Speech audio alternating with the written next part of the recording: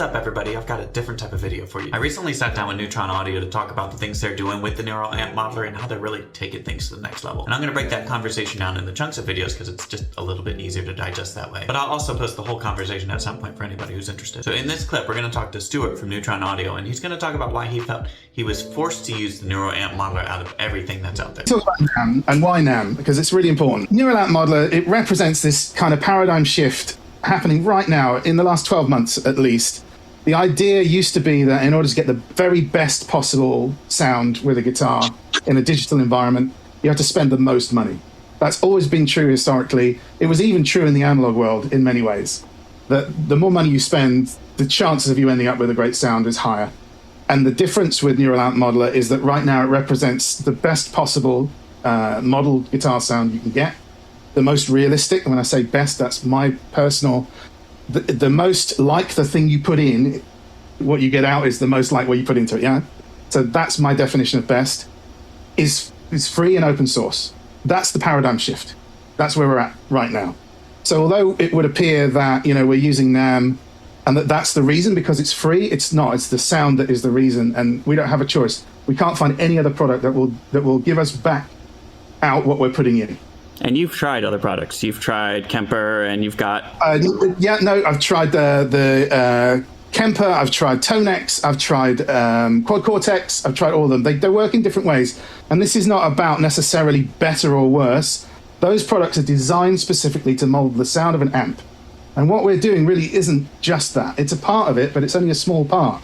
So we're creating models of complex recording chains, including all the studio stuff, you know, even ambience in the room, and a lot of ambience. And one thing that sets NAM apart is it's capturing this really long window of time, including room ambience, which is fantastically important when you're trying to do the recreation of a studio recording, because of course that room ambience then goes into your studio processing and is affected by it. So it's going to compress that, and it's all becoming part of the sound in ways that you try to do it after the fact, just don't sound the same. They don't behave the same. It's my key word for all of this is behavior.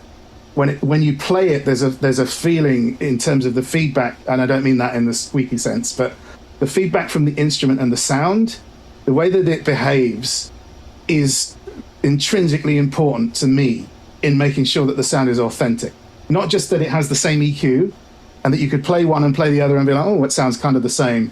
This intrinsic behavior that defines a sound that has a common path where you start with all the same elements, you recombine them in the same order, and then everything you do with the instrument is the same. You turn the volume down and you get the same behavior. You play hard, you play soft, you get the same behavior, not just the same EQ. So that's as well as what you've already kind of covered about the different elements that are included in a producer series sound that are not in a traditional amp model.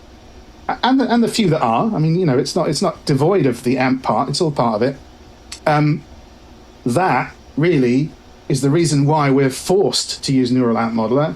And in my extensive testing, and I have tried everything I can get my hands on, nothing else gives me back what I put in when we try to do that kind of profiling. And it's mainly to do with the neural network and the fact that you have access as an open source program under the hood to manipulate much more the way that it's profiling, and because you have a sound that you're able to manipulate before you profile it. I don't want to give too much away, but trust me, you need those two things in conjunction with the ability to control how long you profile it for in order for this to be possible. If you were to use the constraints of a commercial product, who would say, like, for example, you know, we need our profiles to be made in under half an hour, or people will lose interest and they won't use our product. You know, if that was your thought process, if you put those constraints on the process that we're doing, it's impossible. It's impossible. It cannot be done in that time.